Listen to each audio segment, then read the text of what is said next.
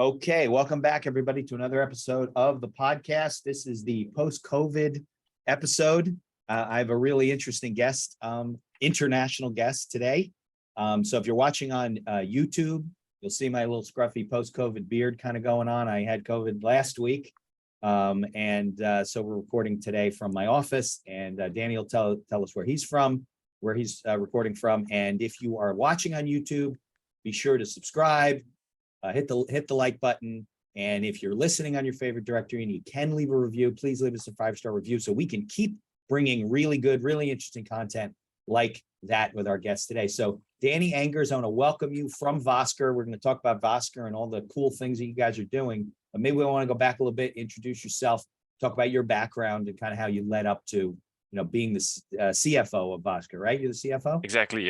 Yeah. Good. And where are you broadcasting from, or are we recording you from? From my own place in Quebec, Quebec, Canada. So yeah, it's there you go. This is an place. International episode. I love it. All right. So it's all yours. Why don't you tell us your story? Well, first, thank you, Mitch, for taking the time to have a chat with me today. Yes, it's a pleasure. So like I've mentioned to you before the recording started, I have had the chance to be an entrepreneur for basically for as long as I can remember in my life.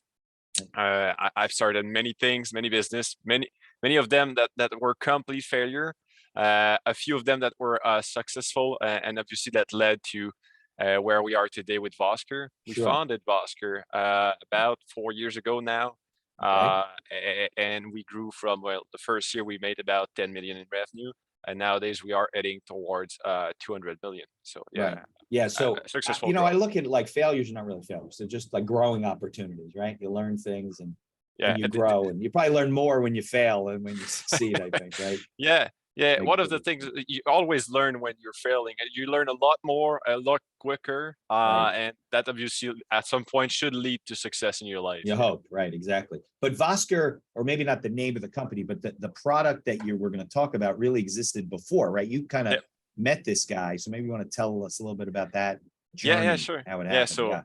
So, we're 3 co-founders in Vosker. Okay, there's my brother Jimmy, who is the president of the company, so he's managing all the operation. There's Jan, who is the CEO, and was one of the founder of the other business when we met. And there's myself. So the how we met thing was like about, I would say, like now maybe 11 to 12 years ago. My brother and I had a vending machine business. So, like all these things where you sell Pepsi and chips and chocolate bar. And we we wanted to find a new location to expand. And we knocked it on, like, I think I went to about 100 or maybe 150 doors. Like, you were looking to place your machine. In these locations, then you would collect and fill them and get the money, right? Okay. Yeah, exactly. And somehow my brother, at some point I told my brother, like, look, we're gonna take a break because I've done a lot of calls and trying to intro myself, and it didn't work. So, and typically I'm the one who's doing like all these sales pitch, and I told him, like, look, we're gonna take a pause. And then Jimmy suddenly, like, I don't know how, but he went 3 locations, and the third one was what was called at Spy Point at this, which is one of our brand still today, acting. Got it. Okay. And Jan was there with one of our employees that's still working with us today, and basically he asked if he could place his vending machine there, and the lady was like, yeah, sure. So I did meet about 100 to 150 businesses, and they all told me no. And then somehow, like, it's always a numbers game, man. Like, 3 times, and then Jimmy got in, and so we met Jan when he was about, I'd say, like, I don't know, like 27, maybe 28-ish years old or something like that. But you weren't looking to change the business. You were building the roots for the vending machine company, right? Exactly. And so we met him, and we thought, and we fulfilled the vending machine for about 2 years before like getting to know each other a bit more. And like when you see other entrepreneurs, you kind of try to learn. And at that point I was like maybe 17 or maybe 18 years old or something like that. So I was just like beginning in life. Yeah. Did you even know what he did at that point, or you were just putting a Well, vending machine there with a company? well, we tried to figure out what the hell they were doing, because like it seemed to be going like greatly for them. So at that point, like when we first started in the vending machine spot, I think they had like 4 or 7 employees or something like that. So it wasn't Okay. a very like highly successful spot for a vending Right. You machine. weren't getting a lot of cash out of the machine because you weren't getting a lot of use. Yeah, but through the 2 years when we worked with them, like a lot more employees started to stack in, and every time we we drive our car in to to basically fill out the vending machine, we saw more cars. Then that meant more employees, and Right. things seemed to go well. So It what got you curious about what he was doing. yeah, exactly. So my Yeah. brother Jimmy came with the idea that we should ask them. Jan. What are you doing? How come you're growing so much, right? Yeah, well, and not only that, but like we have asked them if we could work for them for free, just to learn. So Learn yeah, what? Like, did you know what he was doing at that point? like well, we wanted to learn like what was successful about his business, what he was doing, and then Jan basically what he was kind of curious of, like he saw the 2 entrepreneurs in us, and he saw the opportunity that maybe I could like do something with these guys. So he instead of hiring us for free, he gave us a contract of like build what was called a bench test automation part. So at that point there were cameras, and they were testing it manually, so to see if they were working. They were passing their hand in front of the camera, and the camera will see that there was a motion detected through like the heat and the motion, and that will take a picture. And at that point, like they were testing, I don't know, like four camera per hour.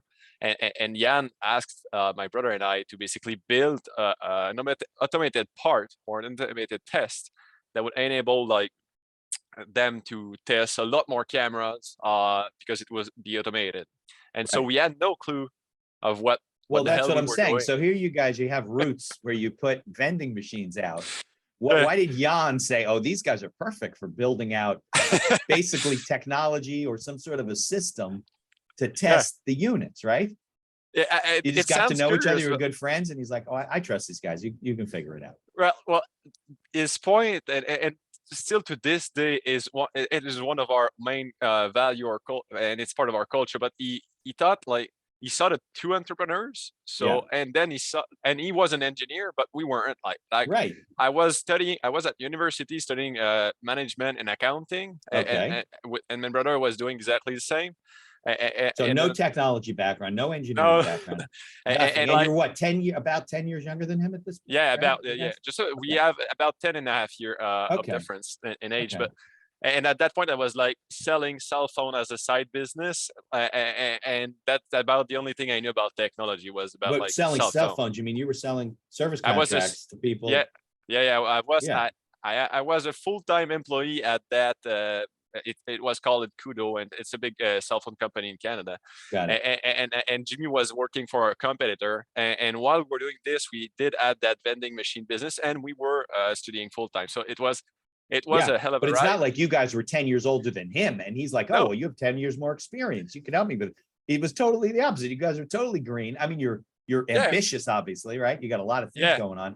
But neither of you have a technical background. Neither of you have an engineering background. So the point of Jan was really like, we're gonna ask them to do something that seems impossible, and if they're able to achieve somewhat some part of success, then I'm gonna hire them, and we're gonna work together. So it was kind of almost like a test.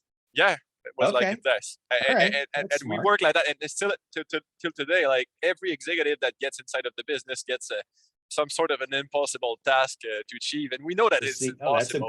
That's a good approach, actually, right? Yeah, and if they succeed, then like there are already employees, but then if they succeed to do something impossible, then we move forward a lot faster. And if they don't, we're going to try to solve it with them anyways. But it's like it's creating that mindset of like you have to deal with the issue, whatever is your background, just try to solve it, because nobody's going to help you anyway. Right. So we built that machine. At first it was in wood, and we basically we mostly started a fire inside of the garage of my grandfather. So what did the machine do? How did it? Like the working one that we did supply. So we did supply one. Okay. and we built one, and it was with the electrical motors, and it was there was an electrode that was emitting heat, and it was passing in front of all the cameras. But instead of like being instead of doing manually, while what we've built enabled the company to, like, I think it was able to test 60 camera every 10 minutes or so, instead of Oh, like wow. 4 Okay. Right. per ends per, and it's still in use today. Okay. So, But it's not in wood. It's not made out of wood. no, it's not made in wood. It's like in metal and all electrical parts. But like that was the second version that we had, because like in wood we saw that it was going to start fire. So Yeah, right. we built it. It was a great learning part of our life for Jimmy and I. Like, we had to go on YouTube and online, just trying to figure out, like, make ourselves engineer without being engineers. Right.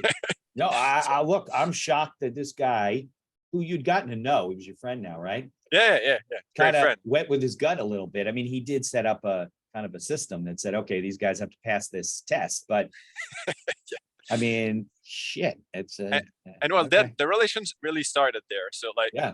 so, and at that point, they hired us to do specific contracts. So my brother was working to build all the supply chain in the operational sector, and then one was in marketing. But I thought that, like, I didn't really want it to work for somebody else. So like, I did that for a few months, and then I quit and started another project, which didn't work. And Oh, then so you kind of left Jan and yeah, then tried so something else. yeah, exactly. So my brother, What was that? Jimmy and Jan were working together, and They it stayed was a together. business of I did design a specific product for shaving. Like, I've For noticed that, shaving. yeah, You guys I are real entrepreneurs. You just go from one business to the other. Doesn't I matter. I love that. tried I I tried my like that. best. That's real. Yeah, absolutely. So what did it do? Yeah, well, I really hated the fact of, like, my hands getting dirty every time I was shaving. So I wanted to find a way, like, to well, like in old fashioned shaving, I saw that, like, you had the brush, and like you Yeah. basically And use the you cream do and it, and then apply you it. go and you get a mess. Yeah. So but that was kind of like taking a lot of time, and I didn't have much time. So what I did is, like, I built a brush that I could fix on any can of cream, like any, like, Gillette or whatever other Okay. brands. And I thought that as it wasn't made before, so I tried to basically market that. It did add some success at first, but then I saw that, like, at that point Amazon wasn't that big, and selling online wasn't that big. And also I was trying to supply it from China, and like, It was just hard. yeah, it was hard. So I this is didn't like do the much. shaving cream would spray through the brush, Yeah, exactly, and then you exactly. just take it. You Okay. just All take right. it away, like, A and you little could fix it unique on little any can. idea there. Yeah, well, Okay. I tried something.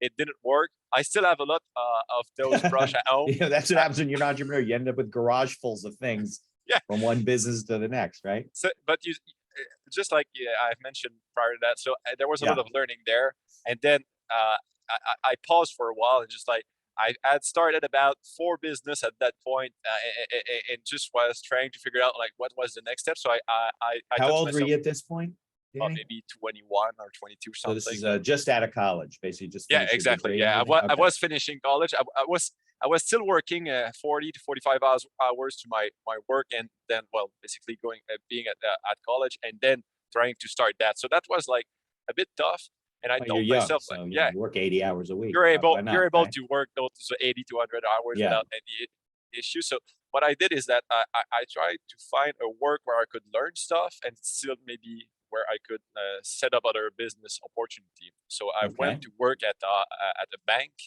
I was in charge of. At first, I was a customer service manager, so I was managing a team of 10 employees. Who were basically they were clerks working around in a bank. So it taught me a couple of things, and then I saw that there was opportunity, and I was finishing my degree in business and accounting, and I was, like, amazed by the fact that there was that sort of job where you could be in finance, helping businesses to finance their growth. So this is where I saw an opportunity to basically, like, wow, I can meet other entrepreneurs, Right. and try to, well, basically see what's working and what's not working, learn about how to finance and how to basically fund a business. And I like finance is one of my passion, business Right. finance. So Yeah. I was like, well, this is for me. Like it's business development as well So this as was like a finance. Canadian bank or? Yeah, exactly, a Canadian Okay. bank.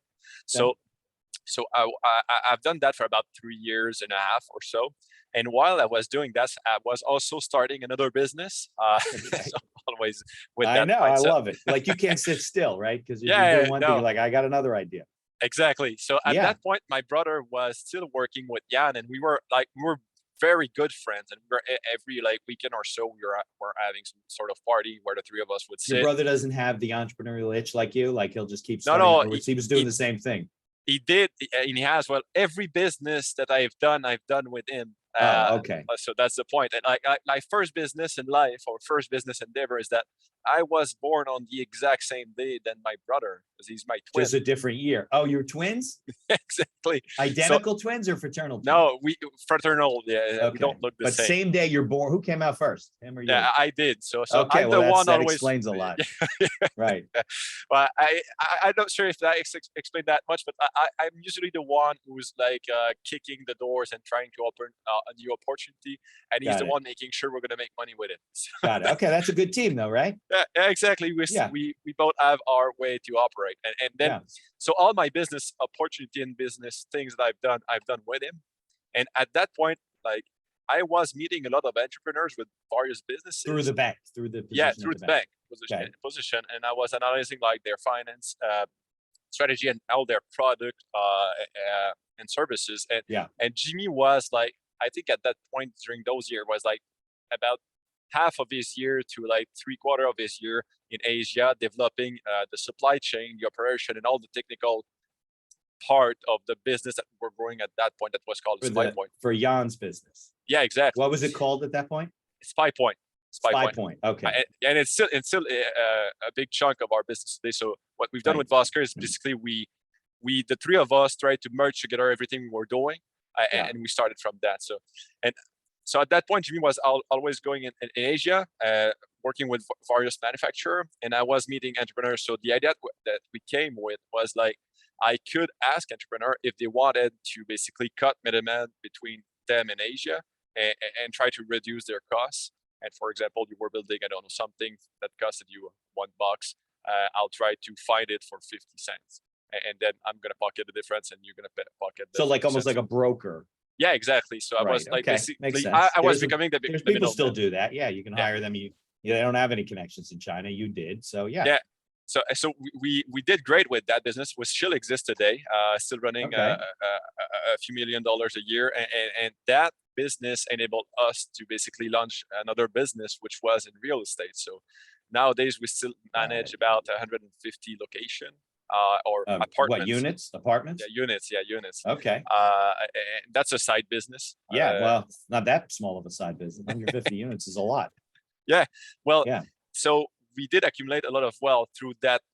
So that business was very successful. Obviously, it didn't take that much time, and it was generating a lot of profit day one. And Right, because it's all basically just markup. If somebody wants to source a product out of China, you take it over and do it for them. And if you find it for 25 cents, you might charge them 50 cents, or I don't know. Yeah, and then like we professionalize ourselves a bit because like we noticed that people didn't have the experience for plastic molding and electrical parts, which we were at that point becoming like some sort of like a champion in that area. So that's where the core of our business came from. And plastic molding and electrical parts, like wires and all these stuff. Yeah, sure. And so the point was simply to grow as fast as we could. So we done that. And at some point I was doing that, plus my job at the bank, plus the real estate. And on the other side of the spectrum, well, Jimmy was doing that with me and was working with Spy Point. And we were always talking with Jan about new ideas, what we should do. And about 2016 or something, 2016, I think, Jimmy and Jan came up with the idea that we should connect the cameras that were like for the Spy Point brand. They are hunting cameras. Like they are so used what were that's what they were originally used for, hunters? Yeah, exactly. So hunters use it to monitor the wildlife passing in front of their camera and seeing like where should I go for hunting at a specific time. But now what's Danny, what's the problem with the cameras? Like before SpyPoint had their wireless option. What did the hunters have to do? Yeah, well, like it still was wireless, but like it was installed in the wood, but like the memory, like the picture were taken or the images were taken and like they were recorded on site on a SD card. So the Right. hunter had to go on site to remove the SD card. And the point is like typically a hunter will have like anywhere between 7 to 10 of these devices. Got it. And so every weekend or so, the hunter will go on site and basically walk through his 7 to 10 cameras, remove the SD card from it, and then bring them back home, insert it into their And what did it its allow them to computer. do? Just see what wildlife was walking by the camera on a regular Yeah, yeah. basis? And It that, doesn't mean they're going to come back next time, right? By the time you get the SD card and you load it up and you get the pictures, right? Is Yeah. that It- valuable? it is valuable, and it's not, it's depending on what sort of game you're hunting. But like the point is like, when you're a hunter and you understand like the pattern of such an animal, for example, for a specific deer or a moose or a Got it. turkey, They like follow the same path. yeah. So but like you do have to build it yourself. So you have to have the knowledge and the experience of hunting for several years, and like when you get that SD card installed in your computer, you're like, wow, there's 200 picture. This is a tree branch moving. This is a squirrel, and now there's my deer. Like there's the one buck Right. that I would like It's a lot of to work. get. You got to know what It's you're a lot doing. of filtering, and you Right. have to know what you're doing. So like at that point, prior to 2016, like that's how things were. Or well, that's how hunters That's how they were doing their done. stuff. Right. Yeah, and so Jimmy and Jan came up with the idea that we should connect them to the cellular network, and like that came as an aha moment because the reason why we've connected those camera is because we had tech guy here that were going in the woods, and we were testing like I don't know 100 to 200 cameras a day. Okay, and they had to remove all the SD card, and like that took a lot of time. So we came up with the idea that maybe if we could connect them remotely. Right. And transmit it to our like some sort of platform, we would remove that waste of time between those things. No, it all goes to the cloud automatically, right? Yeah, exactly. It's almost So, real time. Yeah. yeah, but at that point when we've done that for ourselves, we were like, and we've got something there. Maybe the hunter would like to do that as well. Oh, you mean you did it originally for the testing? Yeah. Just to make Yeah. the testing easier.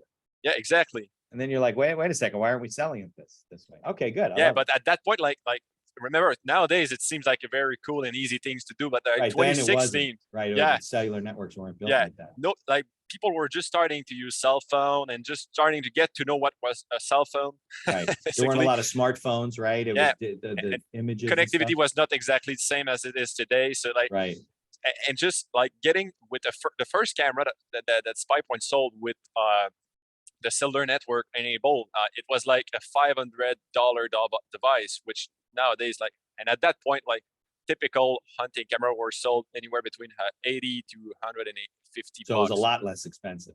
Yeah, well, a lot less expensive than a cellular model, and thus the cellular model you had to pay a monthly fee. Yeah, you also needed cell service. Yeah, exactly. So you need the connectivity to transmit. So like we had to convince people to basically like use that, but for very dedicated hunters, it was such a game changer that they were like happy to invest that amount of dollars because saved them so much time and effort. Yeah.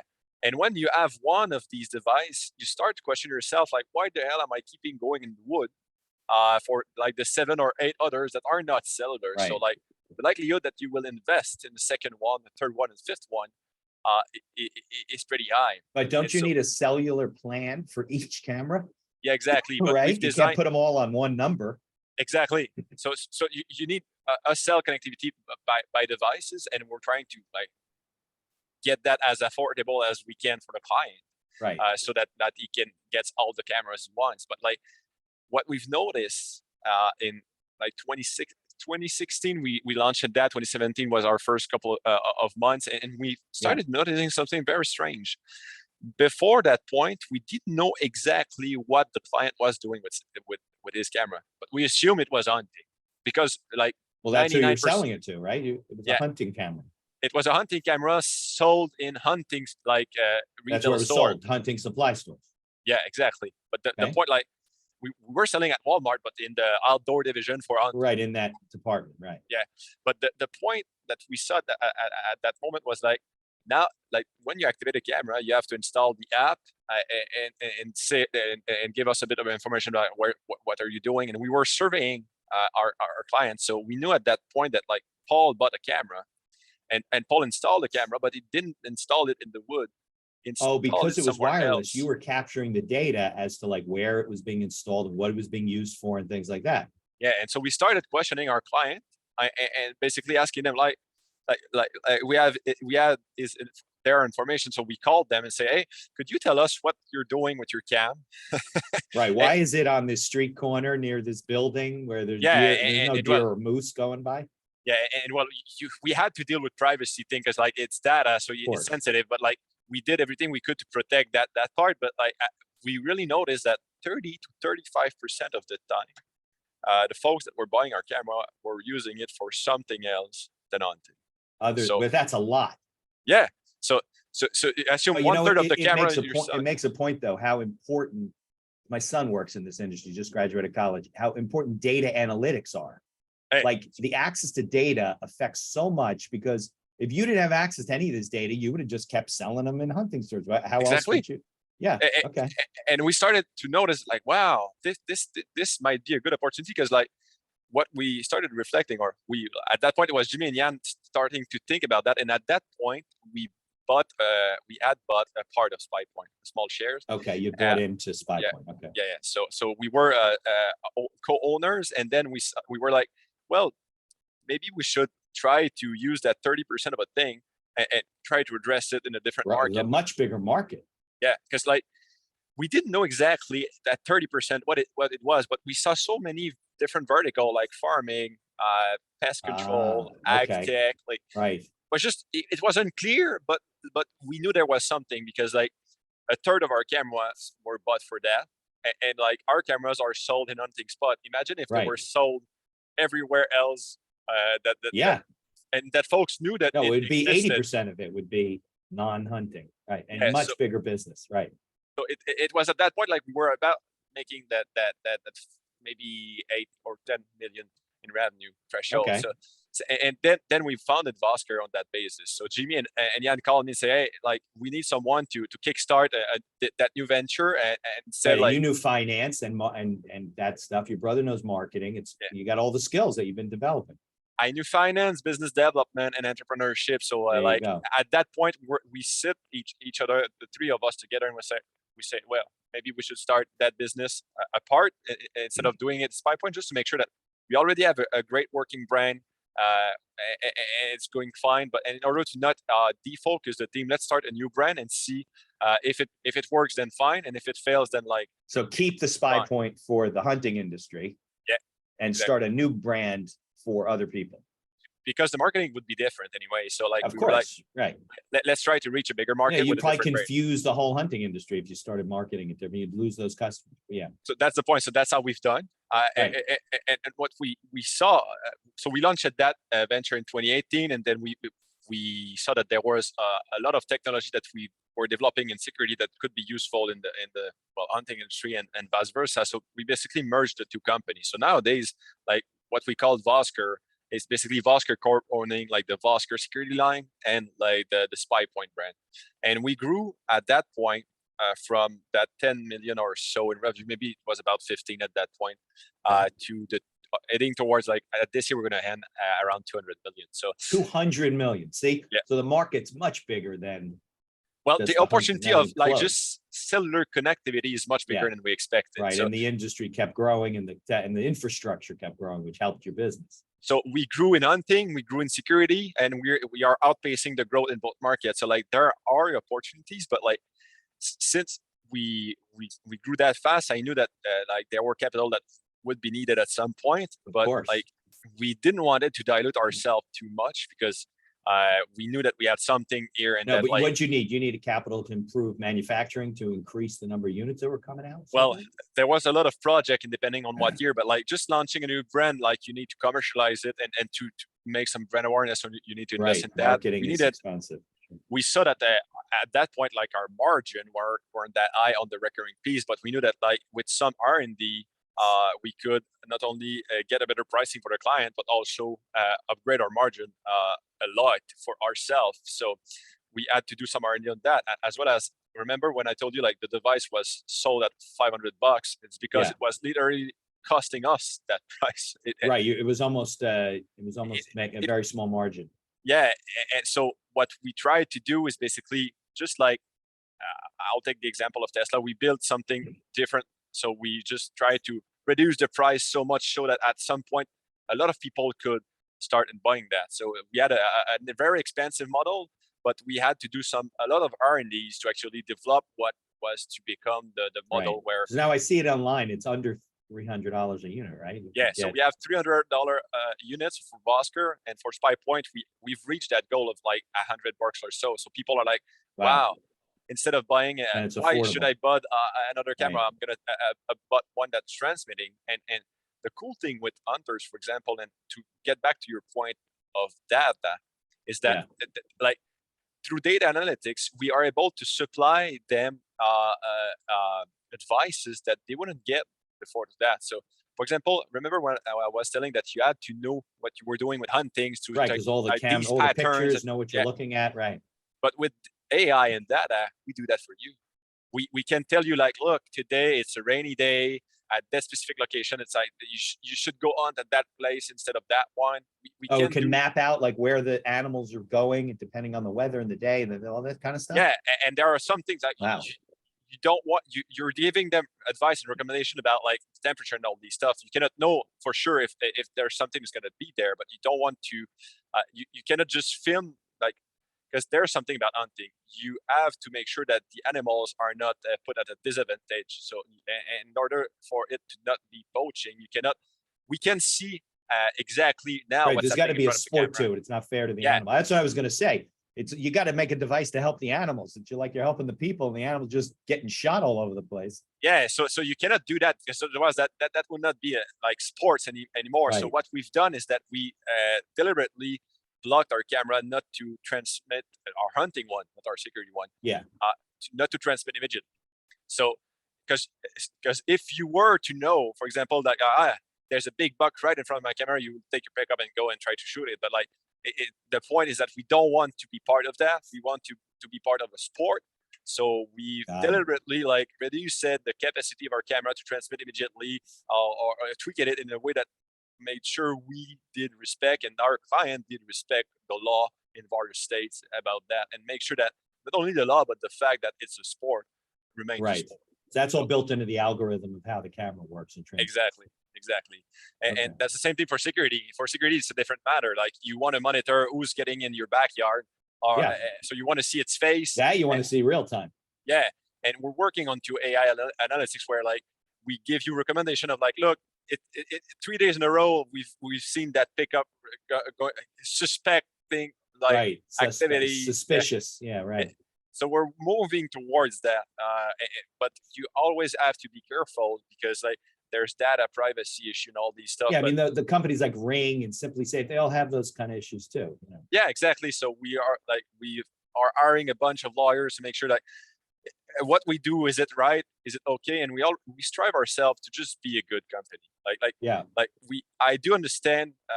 Like, I'm a user of a lot of devices. You can see my Ring and my right. Yeah, you were showing me offline, man. Yeah. So I have all these stuff, right? I understand like the privacy is a main issue for everyone. So everything that we have as data right now is like anonymized, randomized, and if you want to extract something, it's a lot harder than at first when we started. Right, it's very secure as it can be.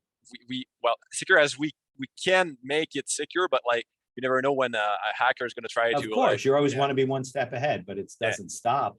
You do your best, but like at some point, somebody could like try to do something that's wrong, and you cannot do that much about it. But we are doing our very best for that too. Now, I want to ask you a question, and then maybe we can get into raising money. Like, if you're a startup and you have how did you go about raising money, and how does people go about it? But I don't remember if I asked you this offline. Where did the name Vosker come from? What does it stand for? Yeah, that's a good one. That's a great question. So the honest truth is that it wasn't supposed to be called that before. And we did book a trade show, and we had like 2 weeks to basically find a name, because we had to print out the polo shirts and all those stuff.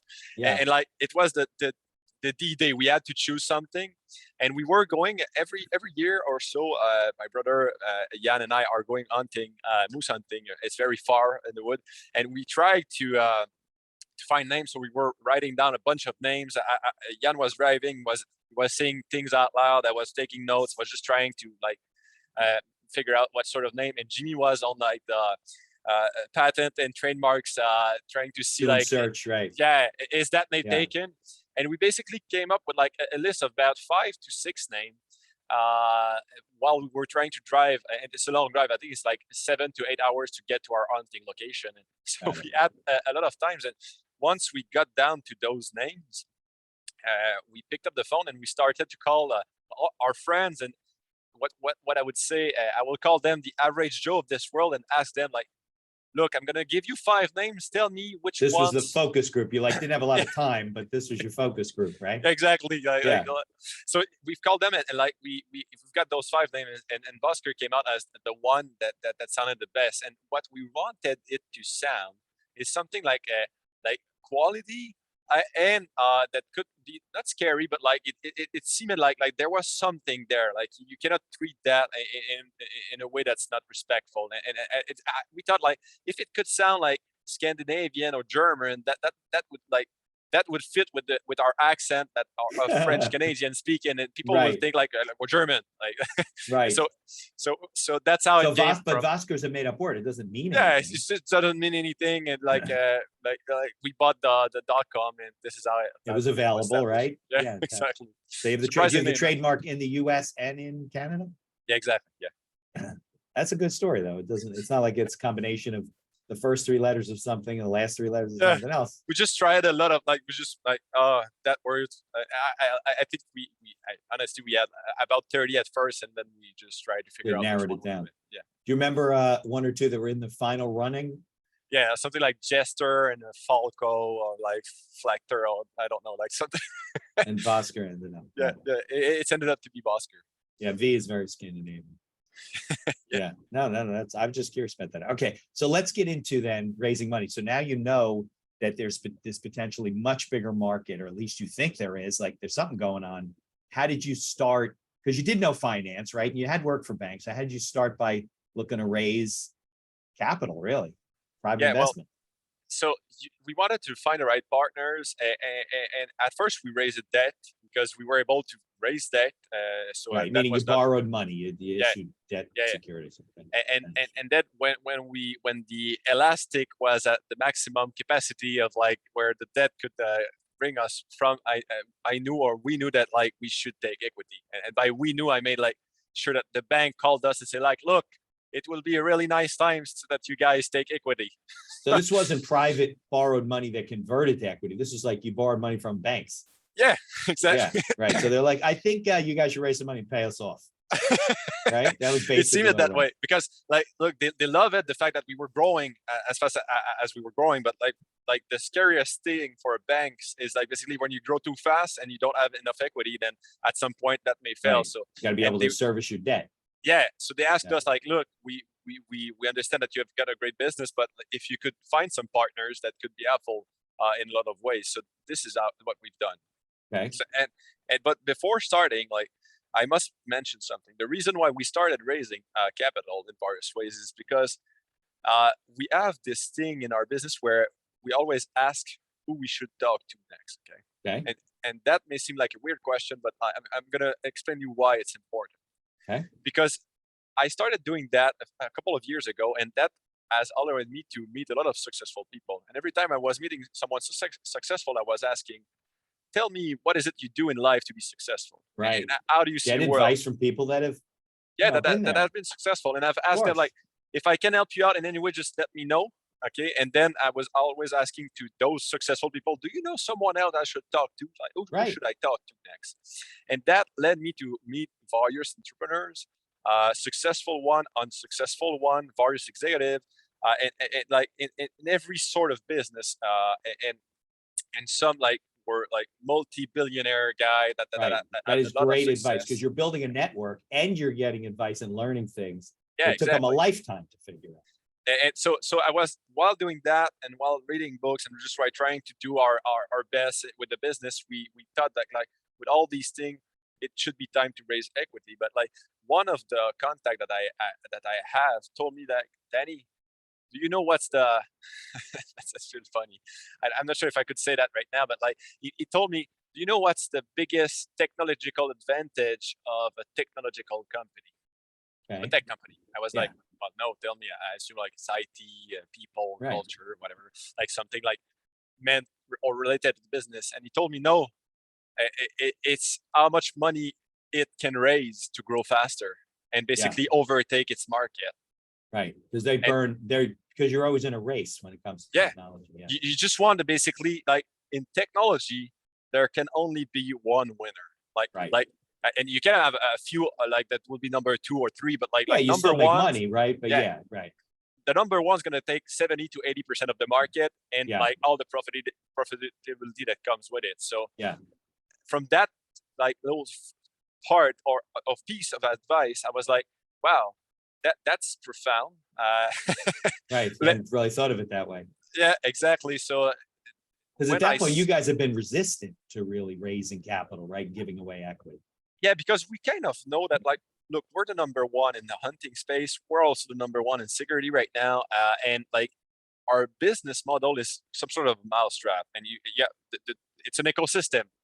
It's just like when you start with your Apple iPhone, like right. You start with an iPhone, then you get a engulfed MacBook, in the world. Right, exactly. You get an iWatch, and then like the next thing you know, that the next time you're going to change a cell phone, you're not going to buy a Google piece or something. And it's because you got to change Google. everything. Then you got to change your laptop. You got to change your phone. You got to change your watch. And you invested all that time building inside of the software, as well as like investing money into like thousands of dollars into that. So we try to apply that model to our business in such a way that, like, look, a hunter has typically 7 to 10 cameras, and our security user has anywhere between 3 to 4 cameras typically when he's got at max, at the right peak potential. So we were like, look, if we can reach a certain peak level, the churn or the level of attrition of our client will be very low, and we will have significant. Leaving is difficult. And you don't want to. So if you're a hunter, for example, we've gathered all that information about your hunting, and now we can give you advice that nobody can give you. And on the other side of the spectrum, you're a job site owner and you see so much value in like now you can monitor 3 locations at once that you could not monitor prior to that because you didn't have access to Wi-Fi or electricity. And now that thing is enabling you to like just monitor when you're not on site. You can now have 3 or 4 sites more than what you were building prior to that. So like when you see that much optimization into your life, you're willing to invest. And once you've invested, quitting doesn't seem like a right option. And investing into a competitor doesn't seem like a right option too, because like you already have those 12 camera, for example, already on a plan, and you already know how the tool works. You're going to now change out other equipment and why would you start with just one? Yeah, exactly. That doesn't seem like a good idea. No, anyway. It doesn't make sense. So now, just so people listening, your cameras it's for people that like don't have access to Wi-Fi or don't have good Wi-Fi signals or where they are internet, right? So they can use them without worrying about that. They don't have to run a telephone pole up the street or something. So our cameras, they work where others don't. So when you don't have access to a Wi-Fi or a wired connection, and that you don't have access to electricity. So for example, the hunters, it was a great example. Yeah, that's important too, that people understand that. You don't need electricity either. It's all solar, right? It's solar powered, battery powered, and you just basically can change battery when it's off. So like the good example that we saw at first was a construction site monitoring. So when you're building something from the ground up, you don't have neither of those, right? But you still want to monitor, like, are your employees working safely? Have you received the stock of that day so that your employee can carry out their from work? The site, right? Vandalism, stealing your stuff, like all these things that you couldn't watch before that point. You pay $300 and $20 a month, and then you're good to go. You can monitor each one of your sites, and and it's the same for farming. You want to connect and see, well, you have 40 acres of land and you want to see the end of your place. Well, unless you can't do Wi-Fi that way, and you're not running wires through the ground out to the trees. Well, if you want to run a wire, it's going to like cost you $10,000 bucks. Exactly. It doesn't make sense. Can't do it, right? But now you can use our product. So makes a lot of sense. and people are increasingly buying them for their own monitoring, but because like as you may know, your Wi-Fi works at a certain distance, like 30 feet farther from your Wi-Fi, Doesn't it work. doesn't work anymore. So Right. if you want to monitor your driveway or your backyard or something like that, your like the garage at the end of the Yeah, if of you have your a land, deep backyard, it's not going to work. it's not going to work. So you buy our camera. So this this this is typical use case. We haven't built camera, as we're not going to build camera, at least not in the like foreseeable future or the near future, to to do some home automation or home monitoring. And it's not our business. It's not our Right. It's core. not your business. Right. So the reason why we haven't focused on to raising capital at first is because we saw that like, look, we can build something with like 80% or the lion's share of an industry, like in two different vertical, and dominate without sharing any piece of it. So like we've done our best not to dilute ourselves, but at some point we saw and understood that if we wanted to be the the the player or Right. the only number one, the number Right. one, we had to take capital. So that this is how we started. Like, okay, we've made a plan, and we see like, since we want to be number one, and we have a plan to be number one in the future, what are the next steps to achieve that? If I want to send tens of millions of camera a year, what are the steps to get there? Because right now I'm only selling 1 million or so. So like there's something that we have to build, and so you need money, R&D, working cap, hiring great people, and you cannot do it alone. Like Right. nowadays we're about 370 employees, but like honestly, That's we're, big we're payroll. it's a big payroll. You have to pay them, but if you want to double in size, you have to hire more marketing, more sales, more infrastructure, and legal advice, and then all these stuff. So you got to professionalize yourself, and you cannot do it alone in a way that Sure. you need great executive, but you also need great engineer, and you also need great customer service relationship people, and operational people in accounting and finance. So these people, you need to invest in them, invest in your relationship and your relationship with them. So you have to pay them the right salary. So you need Sure. money for all of this. Even though you're Absolutely. profitable at some point, we've chosen not to be profitable at a certain level to go on and basically be number one.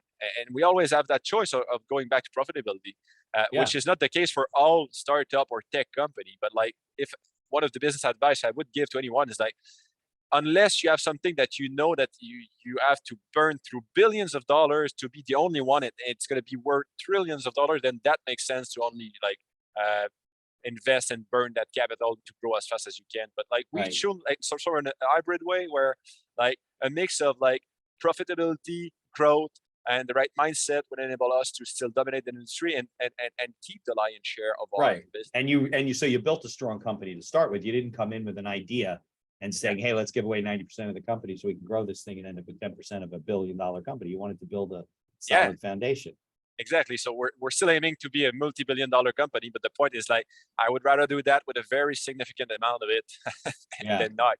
So that means that I'm going to be a billionaire instead of like enriching other investors. So, but that requires a lot of equity sweat, a lot of like, I'm not saying that when you have cash, you're not going to work your ass off, but like you have to be a bit more sensitive to cash and a bit more sensitive to like. There's a lot to be said for that. Yeah, you cannot burn every money, or like every penny here is as well spent as it can be. Because you look at it like, it's not our money, so what do we care, you know? Yeah, and so we cannot have that mindset of like grow at all costs and whatever, we're going to raise another round, and especially in the market, the current market right now, it's tough to raise money, but we're still doing so, and things are moving our way. But like it's because we have that great core of like look, every penny matters in every way. Now, how much of the company is owned by private equity investors and how much is still owned by you guys? Because you're the three principals, right? And then there's the private equity. That's it. Yeah, exactly. So as of today, we're not disclosing that amount, but there's something that's going to come up shortly. But like you can. But you didn't have to give away like 80% of the company. No, I would. No. You can assume that we have more than that. You have the controlling interest in the three of you. Let's say that we have more than 80%. Oh, okay, good. Well, that's good. So you have a significant control of the company. Yeah. So now, did you find because of the tactic that you took to meet people and get their advice and stay in touch with them and build a kind of a network, was that kind of you had people to go to when you started raising capital as the beginning, not necessarily get money from them, but to meet people through them. Did you feel that that helped? Yeah, it really helped. So the question of like, who should I talk to next? It was the Right. main differentiator. Of course, I think I've met like 150 investors. Okay. Yeah, you So got to meet a lot of people, right? Just you it's a have to numbers meet game. them. It's a Right. numbers game, but it's also like a track record game.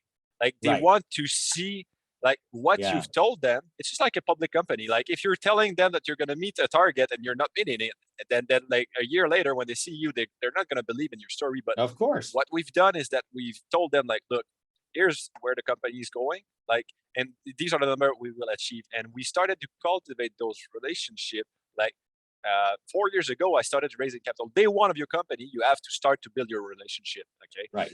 And then that spectrum will lead to meeting new people and new folks, and ultimately will lead you to meet the right investor. But like, you have to be prepared, and by being prepared, you should have started like a lot longer before you really need cash. Because when you Building need cash, relationships. Yeah. it's too late. Like, Right. And now they know you, they see you're successful, they see you've, yeah. yeah, and those Lot to be successful said for people, like so the folks that invested, so Stéphane Crétier who invested, he's a multi-billionaire guy who's built a global company in the security industry field, and he saw himself in the three of us. But like before investing, there's at least 4 people that told him like, look, these guys are doing something great. Like, and Right. that's how he's like, wow, maybe I should talk with them. That carries a lot of weight. Yeah, so it was not nobodies that were telling them, telling him that's that thing. Like there were other successful executive businessmen, bankers, and all like various walk of life people who were basically telling them like, look, I think you should sit with those folks. And this is how like that deal came up. But like we Right. did raise capital in various ways as well. Like we've gotten convertible debt before he invested from like a big pension fund in Quebec. But like Oh. the reason why we've got that cash is because 4 years ago we went to them and asked them like, look, if you want to invest now, you could do so for $4 million, and you would get about 30 to 35% of the business. And they say, well, like, look, we're not sure if that's a thing. Prove us like what you're doing. I'll say, okay, good. Like we're gonna do it, and then we're gonna come back and see you. So, Right, but not 30. They're going to have a new valuation. It's going to be much lower, so now much higher. I mean, yeah. So I think now that what you have to do is make sure that the investor lives with the regret of not having invested at the right Right. moment, and Yeah. that is when they start to say, well, maybe now I should write a check. So Yeah. yeah. Now, That's have how- you turned down people that wanted to invest? Have you ever looked at Yep. somebody and say, yeah, they're not right for the company?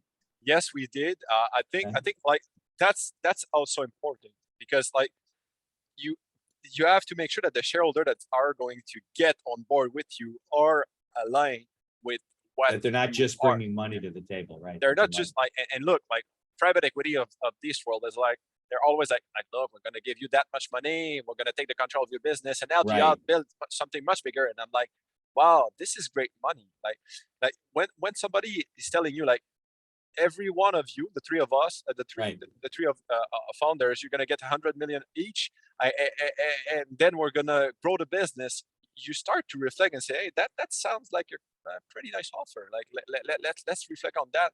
But if you strongly believe that it's gonna be worth billions of dollars, Right. Why are you giving being up your so much trajectory, control? that- Right. it doesn't make sense. So you have to be aligned in various ways. So we did say no to investors that came up with like, they were getting it with the right valuation and Yeah. pretty significant numbers, but like it didn't make sense at that point for us to say basically give it up. So, but Okay. we're still talking and we're still open for business. But as of today, we still believe that there's a little ahead of us. We're not willing to share too much. Okay. And I know we're running out of time, and you got a busy day, I'm sure. But before we talk about like how do people, they can search for Vosker online. You can find your cameras. It all comes up, read your story. What kind of things are coming down the pike for Vosker? Like what's the next project, or where the direction you're heading at this point?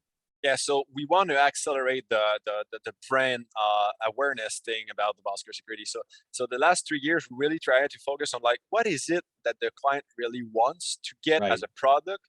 Because it was still like trying to figure out like, it's data analytics. Right. What like, are these people using this for? yeah, Yeah. and do we have the right product? So I think that right now we are at that product market fit that fits what the client needs right now. So Okay. now that we've developed that, we are at this point where we want to accelerate and invest massively into getting into retail and massive retail distribution. So that needs In the money, United of course. States too? Like, will I see the cameras at Walmart or something? Well, we're gonna try. We're gonna try, but Okay. like you have to do so. The big box retailer, we are aiming at them. Of course, we do have a relationship with them with like our Spy Point business. So Right, that of course. we can just tell them like, look, we're gonna copy paste our success, and you're gonna make money out of it. But it will require capital, so people can basically watch us going. But there will be another raise, either now or in the future, depending on when the market conditions are going to be aligned with like the moment we're going to be needing really to accelerate. Not And going to see get you some show up on cash. Shark Tank one day on TV. Well, I'm not sure. I think the Shark Tank. Well, maybe You're I'll be kind of one of the past that. shark. You're kind of past that level. Yeah, though, yeah. Really. Yeah. I'm looking forward to be one of the shark, but like, Yeah, I'd love that.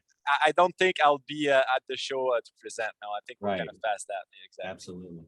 All right. Well, Danny, I can't thank you enough. If people want to, it's vosker.com. Is that the website? Yeah, exactly. Yeah, Okay. They can go there. They can do a search through Amazon, whatever they want to follow you. We'll put some links in the show notes to stay in touch. I can't thank you enough. Fantastic story. I love the whole entrepreneurial story, 26 companies going on. You're still involved in many businesses. People should interact with you and learn from you and, mentor with you and stuff. It's all good for you and good for them. And, let's stay in touch. I love to follow successful people and the success that they continue to, and I can't thank you enough for putting the time aside. I forget who introduced us, probably a publicist or something, to come and tell the story. I think it's a great story. Well, thank you. Thanks again.